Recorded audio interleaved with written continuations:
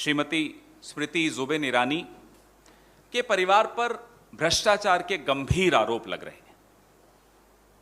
गोवा में उनकी बेटी द्वारा चलाए गए जा रहे एक रेस्टोरेंट पर बार है।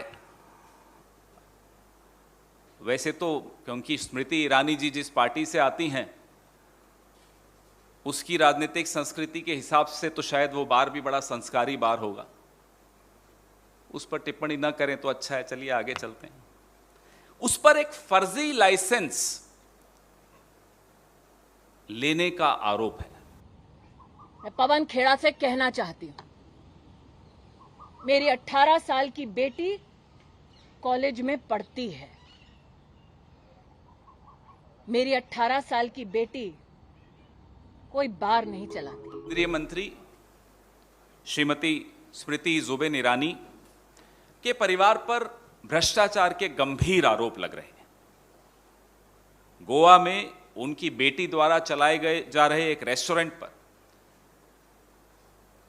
बार है। वैसे तो क्योंकि स्मृति ईरानी जी जिस पार्टी से आती हैं उसकी राजनीतिक संस्कृति के हिसाब से तो शायद वो बार भी बड़ा संस्कारी बार होगा। उस पर टिप्पणी न करें तो अच्छा है। चलिए आगे चलते हैं। उस पर एक फर्जी लाइसेंस लेने का आरोप है।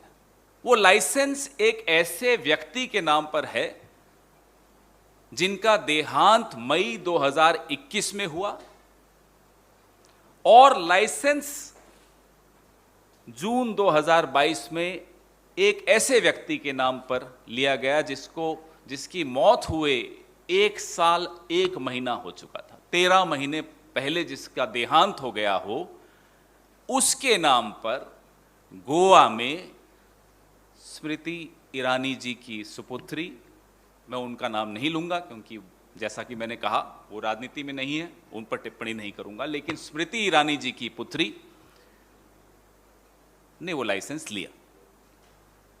गैरकानूनी काम यहां शुरू हुआ है, यहां रुक नहीं गया। एक मृत व्यक्ति के नाम पे आप लाइसेंस ले लेते हो। उस व्यक्ति की मौत हुए 13 महीने हो चुके हैं और गोवा के कानून के हिसाब से एक रेस्टोरेंट को एक लाइसेंस मिल सकता है बार का। तो दूसरा गैरकानूनी काम क्या हुआ?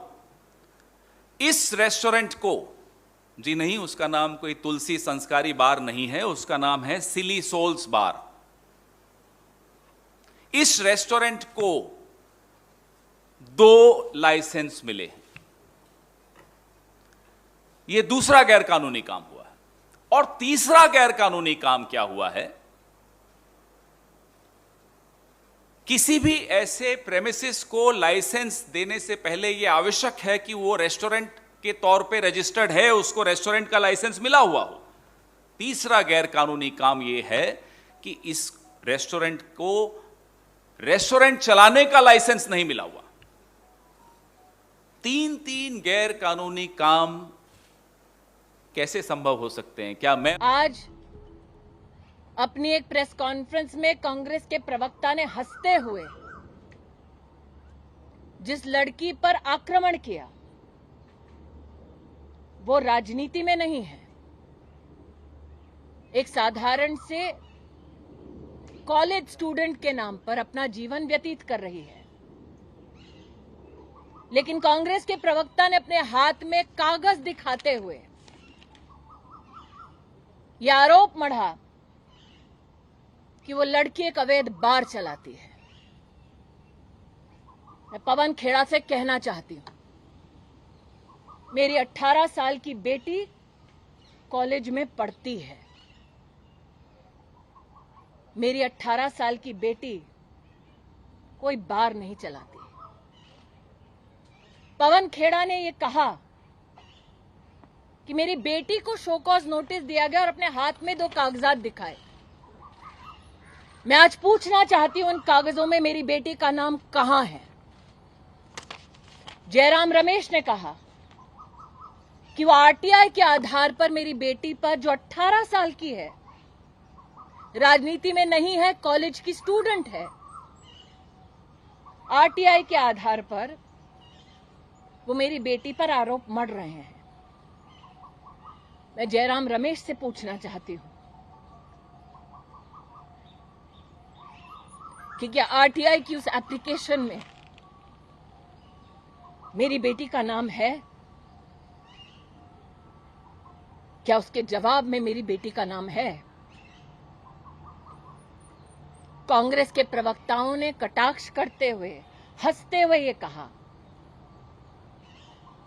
कि मैं सोनिया और राहुल के खिलाफ प्रेस कॉन्फ्रेंस करती हूं। हां, करती हूं, करती रहूंगी। हंसते हुए कहा कि मुझसे जवाब मांगा जाए। अब जवाब मैं मांगूंगी कोर्ट में, in the court of law,